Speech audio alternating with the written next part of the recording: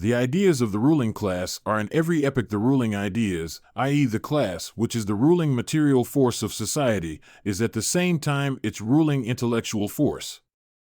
The class, which has the means of material production at its disposal, has control at the same time over the means of mental production, so that thereby, generally speaking, the ideas of those who lack the means of mental production are subject to it. The ruling ideas are nothing more than the ideal expression of the dominant material relationships, the dominant material relationships grasped as ideas. The first premise of all human history is, of course, the existence of living human individuals. Thus, the first fact to be established is the physical organization of these individuals and their consequent relation to the rest of nature. Men can be distinguished from animals by consciousness, by religion, or anything else you like. They themselves begin to distinguish themselves from animals as soon as they begin to produce their means of subsistence, a step which is conditioned by their physical organization. By producing their means of subsistence, men are indirectly producing their actual material life. Both for the production on a mass scale of this communist consciousness and the alteration of men on a mass scale is necessary a revolution. This revolution is necessary, therefore, not only because the ruling class cannot be overthrown in any other way, but also because the class overthrowing it can only in a revolution succeed in ridding itself of all the muck of ages and become fitted to found society anew. But in the measure that history moves forward, and with it the struggle of the proletariat assumes clearer outlines, they no longer need to seek science in their minds, they have only to take note of what is happening before their eyes and to become its mouthpiece. So long as they look for science and merely make systems, so long as they are at the beginning of the struggle, they see in poverty nothing but poverty, without seeing in it the revolutionary, subversive side, which will overthrow the old society. From this moment, science, which is a product of the historical movement, has associated itself consciously with it, has ceased to be doctrinaire, and has become revolutionary.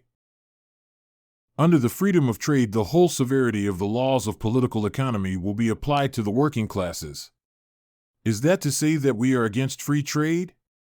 No, we are for free trade, because by free trade all economical laws, with their most astounding contradictions, will act upon a larger scale, upon a greater extent of territory, upon the territory of the whole earth. And because from the uniting of all these contradictions into a single group, where they stand face to face, will result the struggle which will itself eventuate in the emancipation of the proletarians. What is a Negro slave? A man of the black race. A Negro is a Negro. Only under certain conditions does he become a slave. A cotton spinning machine is a machine for spinning cotton. Only under certain conditions does it become capital. Torn away from these conditions, it is as little capital as gold is itself money, or sugar is the price of sugar. But, in general, the protective system of our day is conservative, while the free trade system is destructive. It breaks up old nationalities and pushes the antagonism of the proletariat and the bourgeoisie to the extreme point. In a word, the free trade system hastens the social revolution. It is in this revolutionary sense alone, gentlemen, that I vote in favor of free trade. A house may be large or small, as long as the neighboring houses are likewise small, it satisfies all social requirement for a residence. But let there arise next to the little house a palace, and the little house shrinks to a hut. The little house now makes it clear that its inmate has no social position at all to maintain.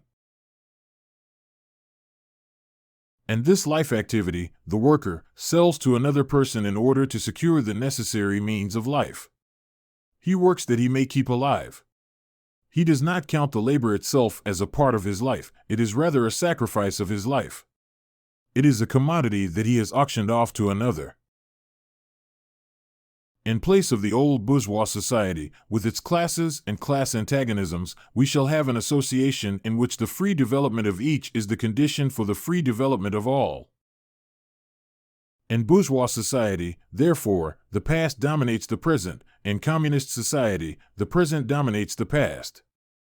In bourgeois society, capital is independent and has individuality, while the living person is dependent and has no individuality.